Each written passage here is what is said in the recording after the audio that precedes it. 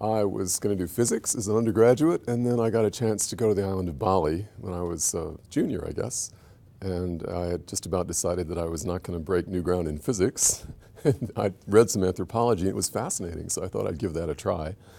And it kept getting more interesting.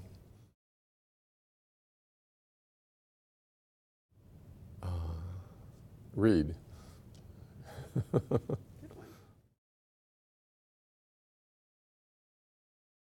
I don't know that I did experiments. I had a telescope when I was in the 4th grade, or maybe the 5th grade, but I watched things. I think I was more of an observer, a kind of more like a naturalist child than an experimenter. I like everything about being a scientist or a researcher. I can't believe I get to do it. I get to think up questions and pursue them in interesting places. And the National Science Foundation, if I come up with a good enough question, will help me do it. So I think it's fabulous.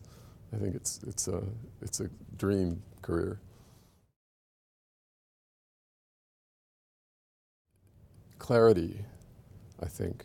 You have to think hard about the questions that you're asking. Coming up with the right questions. I think coming up with good questions, figuring out how to answer them, and thinking about the nuances of the things that you're doing. Those are the skills that we try to teach the students, right? I mean, people go around, I think, most of the time thinking they understand things, and it takes an act of will, kind of a mental state of realizing that probably you don't really understand, and trying to think through, what is the problem, what are you actually seeing? I think that's the hard part, and I think that's key.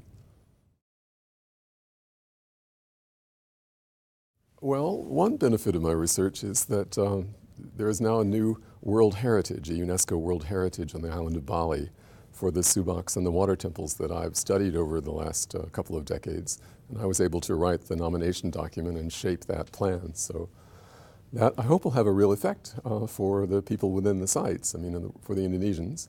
And then we're hoping also that it will provide a new model for UNESCO for how to manage a World Heritage in a way that has more to do with the needs of the local people, putting them in charge rather than top down, which is how these things are usually managed in the world. Clifford Geertz had an enormous impact on me, and Jürgen Habermas in my younger days. And then Chris Langton and Stu Kaufman and John Holland at the Santa Fe Institute gave me a new way of seeing the world. And I think I have to say a couple of physicists, actually. Richard Feynman, who got interested in the Balinese calendar with me, and also Mary Gelman.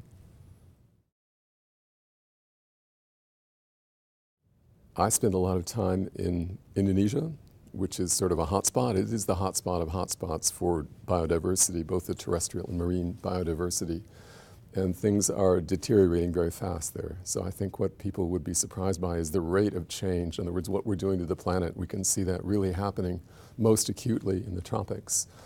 And unfortunately, I think it's going to take a while. In other words, there's a lag time before people realize what state the world's in. So getting that message out, I think, would have, if people really understood what's going on with respect to things like biodiversity or the nitrogen cycle, what's going on to the planet, then that would definitely affect how they see the world. My computer. It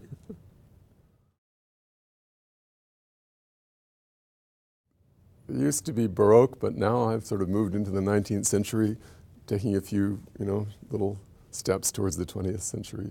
A little bit of Mahler, but basically classical music.